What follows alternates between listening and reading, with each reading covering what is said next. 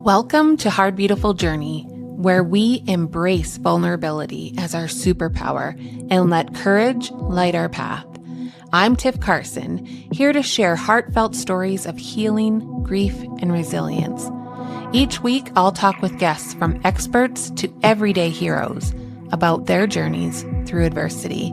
Together, we'll uncover the beauty that emerges from life's challenges and how each experience can spark profound growth. Join us on this courageous journey of connection and transformation. Have you ever asked yourself, how much more can one heart take? Or maybe, what would it take for me to start over? My guest today is Julie Barth. Julie didn't just ask those questions, she lived them. As a mother of 6, including a daughter with complex medical needs, she lost her first husband to cancer. And just when she thought the worst had passed, she found herself enduring emotional and financial abuse in her second marriage. But what Julie chose to do next is what will stay with you. She wrote through it. She built a nonprofit to help women in crisis. And she turned her own story into a lifeline for others who feel stuck in survival mode. In today's conversation, we'll walk with Julie through the fire and witness how she's helping others rise from the ashes. Through the lens of the Healing Heart Journey, you'll see how courage, clarity, and community can help us reclaim our power. So before we begin, let's ask ourselves, what part of our story are we still surviving instead of healing? Because by the end of this episode, you might feel ready to take that first step toward reclaiming your life. Welcome to the podcast, Julie. How are you? I'm good. How are you? Thank you for having me. I'm really looking forward to our conversation, especially after the stuff to get here. Oh my goodness, it's one of those tech days. So thank you for your patience with me. Not a problem. I know I just shared a bit of your journey in my intro, but if you had just 2 minutes to look someone in the eyes and say, this is who I am and why I do what I do, what would you say to them? I always gravitate toward the mom first. I am the mother of 6, and I think that, if someone were to say what defines you, that would probably be it. But I had a husband that I married, and I thought we had the greatest love ever. We raised a special needs daughter, and then he passed away from cancer. For that, I got into a really bad relationship, as you talked about, and I think there were many times along the way that I could have given up. I could have, felt sorry for myself or just, I guess, walked away from everything. But it was truly looking in my children's eyes and seeing truly how blessed I am and having that continue to push me forward. And then after getting through all of the different things that I went through, I felt like when you go through hard times, you have 2 choices. You can choose to grieve them forever, or you can choose to take the meaninglessness of them and make something positive out of it. So after all of that, I went and opened up a charity to try and help people who have been in the many stages of me, because there have been many me's in trouble in my adult life. And I think one of the hardest things is not even knowing what you need when you get there. So I'm trying to kind of provide hacks to women for these different situations you get yourself into. Because I think, services are out there, but if you can't find them, then they're not services. So that's me in a nutshell.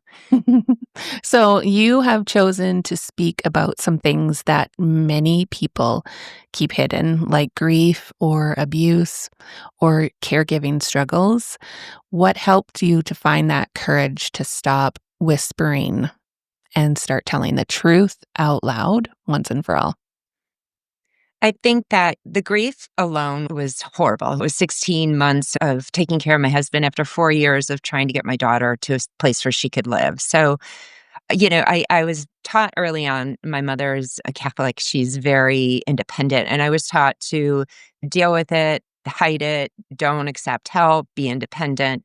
And I did that for many, many years, which I think was the cause of me getting into my second relationship, which was a decade of, just hiding everything and worrying so much about if it was my fault or would think about me or what people would say. And it kept me stuck in this perpetual, I wasn't living my life. I was living a life to try to prove to everybody that I was a good person and that I was a good mom. And I guided a whole bunch of my decisions based around, truly what other people would think of me. And when push came to shove and I ended up getting out of the second marriage, I recognized that I had to let go of those people. It was almost like I was on this constant apology tour, trying to prove to people that I wasn't crazy, that I was a nice person, and then all of a sudden I just recognized that it didn't really care. It didn't matter. You can't stay stuck in a life where you're so unhappy just because you're so afraid of what other people are going to think or how they're going to view you. Because if you're okay with you and you know that you've done your best, that's really all that you can do. Because trying to find validation in other people is an empty, it's really just an empty road because you'll never find it. The only person that you really have to worry about liking is yourself. And I know that that's such a cliche thing, but it's really true. Mhm. And when you it kind of takes all the baggage off of how you feel and the things you've done, and you learn to heal and, forgive yourself to whatever extent you can. Mhm. So I have written a memoir and you have written a memoir, and yours is called Notes from a Blackberry, which I got to tell you, that title immediately took me back to the days when I had one and those tiny buttons that clicked and clicked and clicked and the small screen. How did writing into that tiny screen become a survival tool for you? Well, so we would go down to when my husband was diagnosed with stage 4 cancer, he was given 2 weeks to live. So we had 4 children at the time, and I was just coming off of trying to save my daughter Tatum, who has primordial dwarfism. And we had been through 4 or 5 years of going to so many hospitals and malpractice. And, I think she died in front of me 3 or 4 times to be revived when I would just bring her in for checkup kind of thing, Mhm. just wrong. So when I thought it was going to be a time for us to like connect, but it wasn't. He was very, very sick. So I had a Blackberry. And for some reason, I just kind of felt this a compulsion to unpack everything I had been through with Tatum. So, I wasn't a writer at the time, but I just felt like that it needed to be chronicled, if not for me, for our children. And then it naturally flowed into my time with Colin. And I never meant to release it into the universe, but it was more really because I wanted my children to know of his courage and our story. Because, you have these things that you go through that you're so happy they're behind you that you tend to it's like childbirth, you forget them. And it's great that you forget them because you can move on and do other things, but there are some things that shouldn't be forgotten. And I think all the courage and the challenges that Tatum and Colin went through were just ones that, I think have a place for people to hopefully take from their spirit. So, yeah, the little clickety clack was kind of to waste my time. And it turned into what I would do is I would write the story and then I would email it back to myself. And at the end of it all, I pieced it all together and I let it sit on my computer for 10 years. I didn't read it. I couldn't. So it just kind of sat there until I read it. And then I remembered everything because, as I said, I was so immersed in the second relationship that I forgot how much I had gone through in the first. So Mhm. So when was it when you were reading that on your computer that you realized your story wasn't just painful, but that it was powerful and could help somebody else?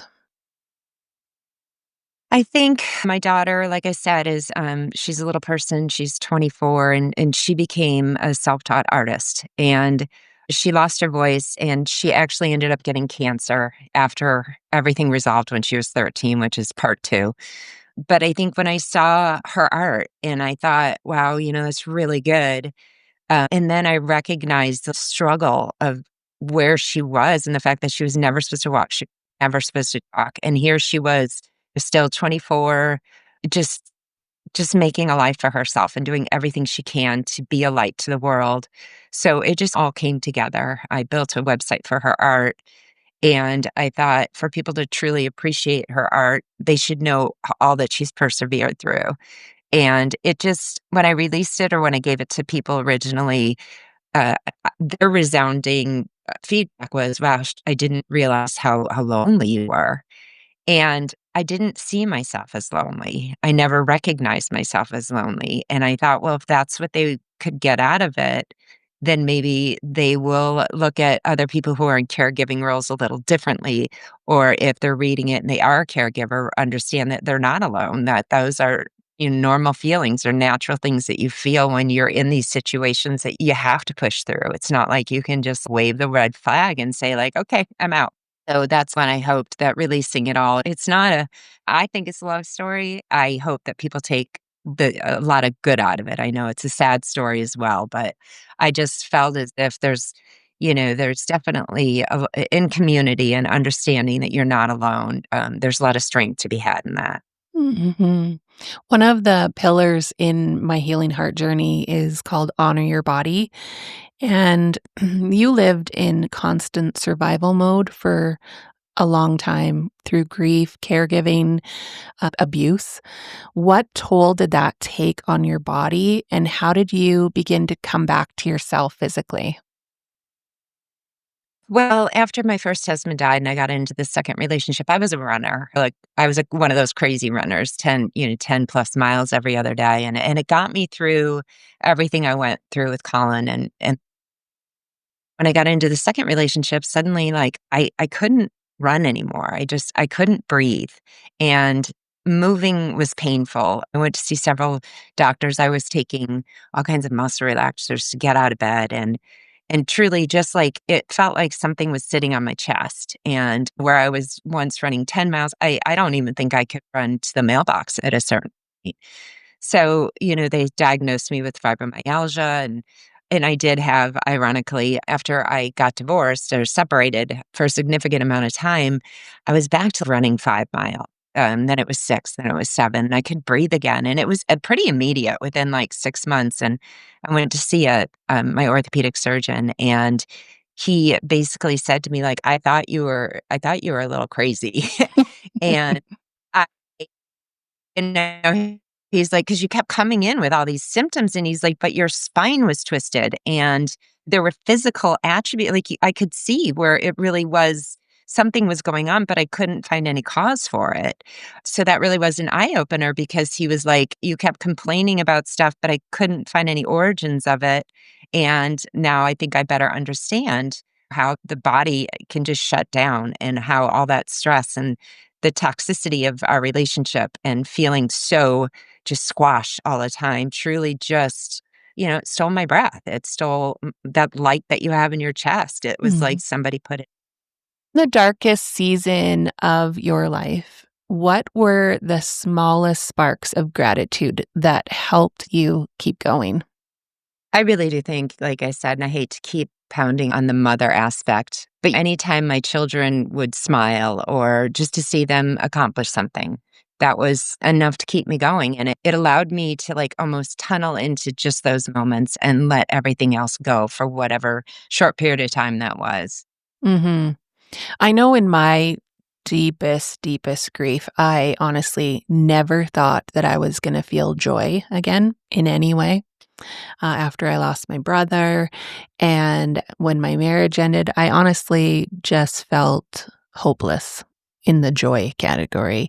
Was there a moment for you when you felt the same, and when did that spark of joy come back for you? I think it was separate when it was my first husband and I was going through the grief. It was a different kind of feeling because I almost didn't want to feel joy. I felt as if feeling joy now a betrayal that he wasn't here anymore, and for me to just move on and be happy in some way not honoring him. So I do think, and then getting into the second relationship, it was joyful, but there was still that piece of me that felt bad for being joyful, and then there was no joy. So, I just remember thinking at a certain point that I had to stop focusing on the loss of Colin and forgive myself for things that happened, and the only way to find that joy would really just be to kinda let myself off the hook, because no matter what my second husband had done, it was really me who was keeping myself back, not anyone else. Hmm. So you created a nonprofit to support other women that are in households that are in crisis, like you were with your second husband. Why was community such a vital part of your healing process? And what kind of community were you craving to help you start over? I think that the hardest part, well, when my first husband, we had an entire, the entire town knew us. So the community was very helpful in helping us pay our bills, and they really never let us get to a position where I really felt scared that I wasn't gonna be able to feed my children. There were four little ones at that point. So I was very grateful to them for that point, and I always wanted to give back because I know that we were very blessed in having that entire community. We had both grown up in the same town. We knew people, and a lot of people. So I kinda had always had that in the back of my head that there are people that would be in that situation that might not have the Mm. I think second relationship, it was a different kind because I feel like I probably more pushed people away than people left. I think there was a certain point where it was easier to push people away because they all wanted me to grieve and I wasn't ready to. So I didn't want to be me. I just got up and left and decided I was just going to move on and be somebody different. And then when things went south, I didn't have anyone there with me. I had lost all my family back at home. I had lost my friends because I was trying so hard to hide stuff, and it was shameful. So the charity really does hopefully hit on many different components of grief and loss. I think where a lot of my passion lays is to try and get women who are in these emotional abuse situations the courage to say, I'm out. I don't care how it looks to other people. I don't care what people say about me. I don't care what their opinions are of me. And I think sometimes that just takes one person to be on your side and give you, okay, you need to A, B, and C and look out for this in an actionable plan. Because I think when you're so grief stricken or so in tunnel visioned into a situation that you feel you can't get out of until you come up with a plan, it seems so undo that you can't do it. So, really my goal is to help people who hit crisis have a plan, because I think that once you can turn all of it into action, that's where the change happens. But you do need those actionable steps, and when you're looking at the big picture, it's so much that you kinda get overwhelmed and you think, "I can't do it." But when you take it and you put it into stages, and this is what you need to do, and you give people, okay, go talk to this person, do this, do this. When you turn it into action, you just gain so much more power over the situation than feeling helpless all the time. How does that make you feel in your heart and your soul when you see the people that you are helping and them follow those steps? It makes my entire journey feel a lot less meaningless. I think we all know those people in our lives where you're like, again, like if something happens to them, it's like, again. So I think that feeling like I'm not just that again or unfortunate, really, it heals me and it makes me feel like there's a purpose for everything I've been through. There's a reason why I had to go through it, and not a bad one. Mhm. So I think that there's spiritual wisdom in how you live and write. How has your faith or spiritual practices guided you through the worst times of your life? I was raised Catholic, but I think I would call myself more, spiritual than I would any kind of formal religion, and I just feel as if we all have a plan here. There's a reason why we're here. There's a purpose in it, and sometimes it takes getting beyond whatever you're going through to see why you had to go through it. And, understanding that, okay, something really bad happened. I made, and I can then be a vector for somebody else to make their burdens less. Really, like I said, it just makes me feel like I'm a part of something bigger than just me, and my tragedy or whatever it is. So when Tatum, just a short story, when Tatum was a baby, she had a trach and the insurance company wouldn't pay for her to come out of the hospital. So I had to fight, all the insurance companies, and they were saying, "Oh, you can take care of her." And she was stuck in the NICU and I couldn't get her out. So I got busy and I was on the Channel 5 news, going after the insurance company and had this big, feature. And of course, nothing came of it. She came home, but it wasn't because of anything we had done. But I was hooked up with another woman who was friends with one of my friends, and I didn't know her or anything, but she called me and her son had just got break. When I talked to her, I told her that she would have to get nursing care and it was going to be a big deal. And she said, "Oh no, yeah, I don't have to worry about that. There was some woman that was on the news about 6 months ago, and she was going after the insurance company, and now they've made it mandatory that children with trachs get nursing care without fighting the insurance companies." So it was just kind of my way of understanding that what I did might not have helped me in that situation, but it did help other people that come after. And I think that's an important thing for us all to remember that. Like I said, we want to put our tragedy behind us. We don't want to acknowledge it. We want to, just let it go. But I think that the true power is found in examining how you got through it and how you can save somebody else, whether that's just mentoring or changing something. I think it's so easy for everyone, especially in the political atmosphere that we're talking about, to just say, if it doesn't affect me, I don't need to worry about it. At some point, it might affect you. And if it does affect you, go the extra mile to try and create change for other people. Hmm. I'd like to go back to your second marriage. Were there any early signs that you now recognize as red flags that you would like other women to identify with in their relationships?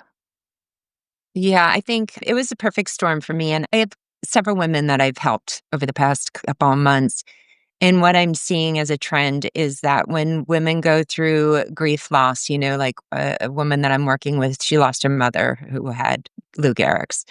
And right coming off of that, bounced right into this relationship with a man that she's now trying to get away from. And my experience was that I got together with somebody when everyone else was trying to get me to slow down, to live in the grief, to process it. A lot of everyone, you haven't grieved. And I had been stuck in it for 16 months. I felt like I had grieved already and I just wanted to move forward. So I found this man who, he seemed the perfect solution. He didn't care about me. He didn't want to know how I felt. He didn't want me to talk about my problems. In fact, he was just fine in me not feeling anything, abandoning everything that was uncomfortable in my life, not challenging. And in fact, really didn't want me to talk about me at all. And it seemed to be such a freeing thing until fast forward a couple years when I'm ready to process and grieve and I need someone at my side. And it was like, I realized that we didn't ever really have a relationship. Our relationship was avoiding reality and big problems. And I would say that one of the biggest red flags, somebody allows you to not, if they don't challenge you, if they don't, he never celebrated my successes. He didn't want me to have successes. If I was sad, it was a problem to him. It interrupted his day. Of somebody who wants to hear how you feel, who cares about what's going on with you, who checks in with you. And when things go wrong, who's ready to support you. And I know that we all have different ways of dealing with crises. Colin and I were very good at coming together and fighting for Tatum together. But, when Tatum got cancer and I was in my second marriage, I was at the hospital alone. I was juggling the kids on my own and he was nowhere. It was inconvenient for him. And where that was very alluring up front because of how I was feeling and what I was dealing with, it was not so alluring after the fact. So I think that one very important lesson is truly feel like you've healed before you make any major life decisions. And people used to say, like, oh, don't date within a year. Well, I didn't, but a year was not enough. Hmm. And taken the time and allowed myself to feel sad for a bit because I didn't want to. I didn't want my kids to feel sad. I didn't want to feel sad. So I just took something that felt really good at the time. But sometimes those things that feel really good at a certain point, that doesn't mean they're good for us. Mhm. So you have transformed so much pain into purpose. What's the legacy that you hope to leave for your 6 kids and for every woman who hears your story? Well, I have 2 boys and 4 girls, so I think that boy-wise, I hope that my legacy will be that they understand to be supportive of the women in their lives, me, their kid, I have a grandbaby now, would be the biggest legacy that I would want from my boys. For my girls, I want them to be independent and strong. But I also want them to understand that being strong does not mean that you have to handle everything on your own. I think as women, you have a really hard time asking for help. We have a really hard time showing vulnerability and weakness. We're taught to be the breadwinners, but we're also taught to be vulnerable. We're taught, that you can do it all yourself. But yet we have all these barriers in our way where we can't do it ourselves. I found myself in a situation where I had been a stay-at-home mom and I lost Colin, and I would try and get a job and everyone was like, "Well, where's your work experience?" And I was like, I just raised 4 kids, and if that's not, but nobody could translate that to true work experience, and it made me feel as if, the importance that should be placed on parenting and being a wife and being a support system in our society seems to feel lesser than. And I hope that through some of the work that I'm doing, I can change that mindset because if there's, I don't know what's more important than raising the next generation of secure, very well adjusted, cared for, and kind people. And if we don't focus our attention there, then the next generation and the generation after that is just a downfall. So I hope my legacy is to teach community and kindness and to do away with shame and guilt and this feeling like you have to hide or take care of everything on your own. Mhm. I know that there are gonna be so many people that want to get in touch with you and reach out to you. This is where you can find Julie. She's at www.juliebarthauthor.com. What can my listeners find when they go to your website, and how can you work with them? So if you go to my website, I have several different tabs. There's a tab for the CJB Outreach, which is our charity. You can click on there, get involved, sign up for a newsletter. There's also a tab. My daughter's website is called Hope for Tate, and she does artwork, and all of her artwork, proceed of the sales go to fund the charity. So if you go there, you like any of her art, you can take any of her art and put it on any of the products. I do have a special request. If you go onto Facebook and you follow Hope for Tate, then her store will be visible because we don't have enough followers right now. But yeah, Everybody go on and follow Hope for Tate on that's all you have to Facebook. do. Yeah. But really, if you're interested in getting involved, I think that at some point I will be trying to work on the legislative parts of women in systematic ways that we're just not evaluated the way we should. And economic and financial abuse and emotional, sorry, they're not recognized as abuse in the United States, and that needs to change. So that's kind of where anyone would like to get involved in that aspect as well. You can reach out to me when you send a message to any of those sites. They're all going to me. I don't have a huge organization, so it's just And can they find your books there as well? yes. My first book was out in last April, and there's actually an audio version, which I'm really proud of. Mhm. My second be released later this fall. I'm not sure exactly when. And then my blog's there, so you can read about some of the things that I've been through. So, one of the pillars, other pillars of the healing heart journey is gratitude. And I call it Ignite Your Gratitude because I honestly believe that even in our hardest season, that there's usually a flicker of light that we can be grateful for. So, what are you grateful for today in this moment? I'm grateful that I have my children, knock on wood, are happy and healthy And, I'm just grateful every day that I wake up. My very worst day today is 100% better than my very best day for a decade. So I'm grateful that I finally was able to break free from the situation I was in. And I'm grateful that I'm hopefully helping other people to do the same and wake up every morning not feeling that pressure. And just, it's a horrible way to feel trapped. So I'm grateful if I can help other people do that, which hopefully I am. Mm-hmm.